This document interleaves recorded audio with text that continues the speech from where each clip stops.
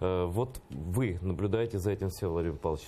К счастью, вы тут спасаете крымское образование здесь, в Киеве. И мы об этом поговорим во второй части программы. Но вот к чему это приведет, вот эта политика культурно-языковая, да? И что нам с этим можно делать вот, ну, здесь? Я думаю, там уже вот мало что можно сделать, по крайней мере, по линии школ.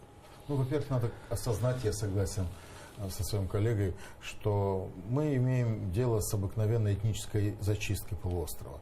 В этом смысле, как опять же уже было сегодня сказано, они свои территории, свои народы не жалеют. Ну, та же история с запретом на преподавание языка казанских татар в школах везде. Ну, вроде бы и Татарстан, крупнейшая там автономия. И так далее. И, пожалуйста, вы будете все учиться и говорить только на русском языке.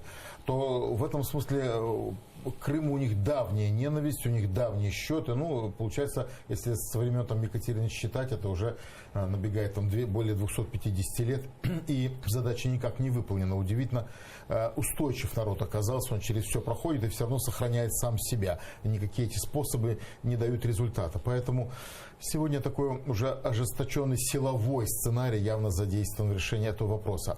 А с культурой, конечно же, нельзя тоже останавливаться, потому что язык существует и развивается в области культуры, она его и подпитывает, она его шлифует. Великие поэты, великие писатели, великие режиссеры, великие музыканты, великие певцы. И поэтому это как бы такой второй столб, который удерживает национальное самосознание.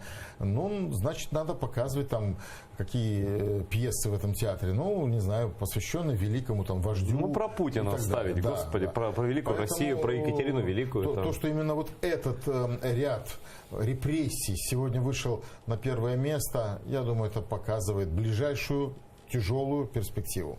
Что